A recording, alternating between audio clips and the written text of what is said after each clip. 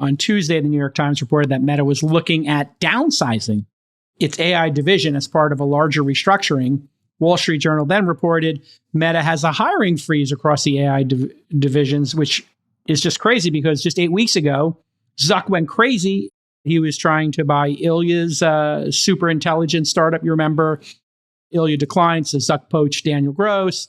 Meta acqui-hired the Scale AI team, and then they agreed to invest $14 billion in that. Sam Altman claimed Zuck was making $100 million offers regularly for OpenAI talent. I'm curious, what you think of that, Sachs. Is the talent war seemed to go insane for a couple of months and now is pausing? What's your take on all this, I don't know, uncertainty, boom bust cycle in such a compressed period of time? Or is this just... I mean, you are seeing founders turning down multi-billion-dollar acquisition offers for startups that hadn't even released a product yet, as if those types of offers grow on trees.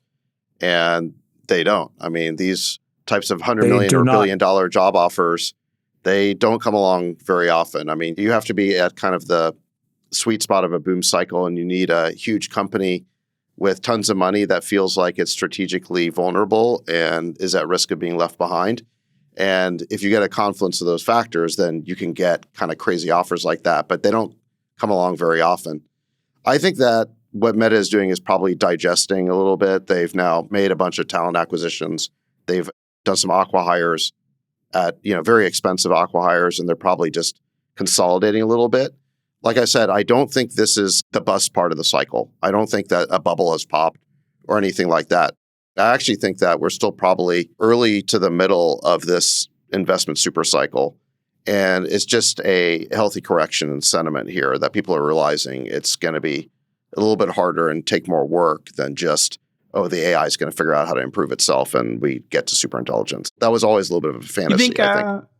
Mira should have taken the $1 billion offer from Zuck, or Ilya should have taken the $30 billion Zucks. I mean, these things never happen. And as you're saying, I guess it depends how much they have in the bank account. If they're already like billionaires from whatever they did before, then maybe it doesn't matter. But if you were just starting out, for example, and didn't have any money in the bank, that's a pretty hard thing to turn down. I mean, realistically.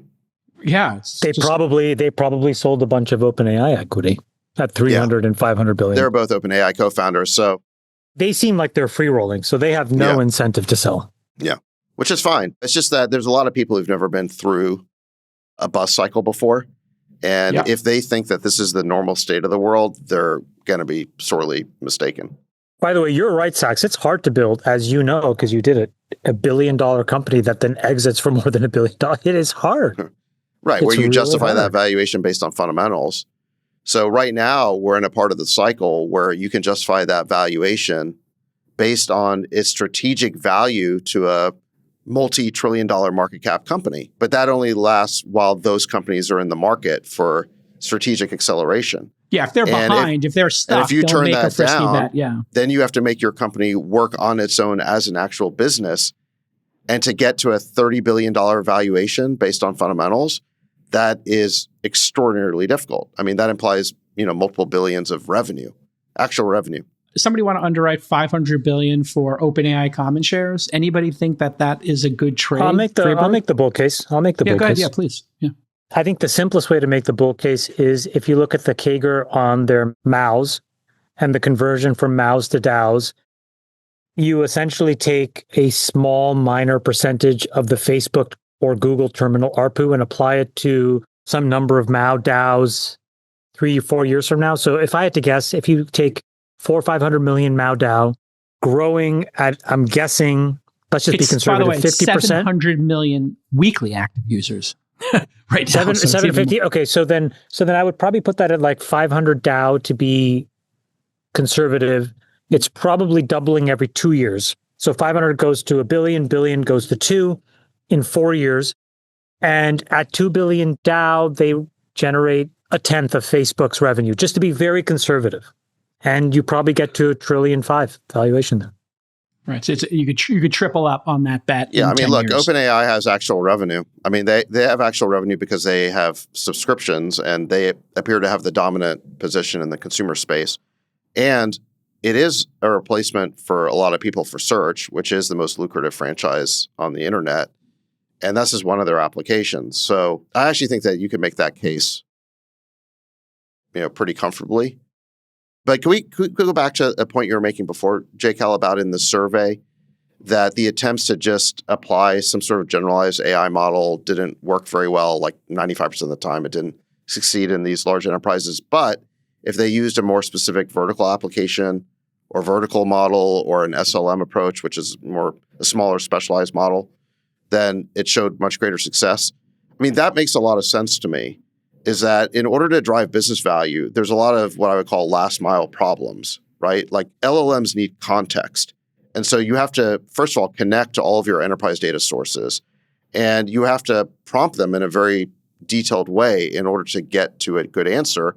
And then you have to validate that answer to make sure it's not a hallucination. And then you need to iterate on it.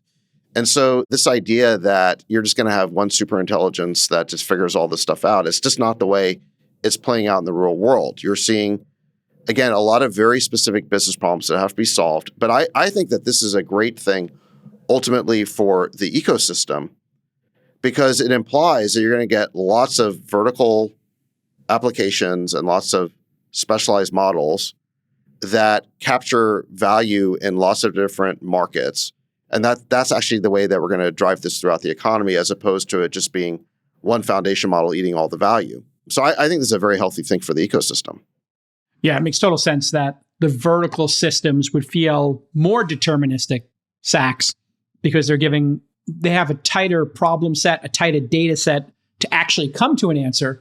Whereas the, probabilistic, just asking an LLM to come up with a business plan for you, it just feels like it could be 80% correct, 90% correct, as opposed to 99% correct, which the vertical ones are actually getting very good at getting the correct answer. Okay, let's talk a little bit. That last 10% is fundamental, and that's where you get all the last mile problems. And you have to understand the industry in order to solve the problems of how you kind of go from, let's say, 90% accuracy or effectiveness to 99, which is where the business value is.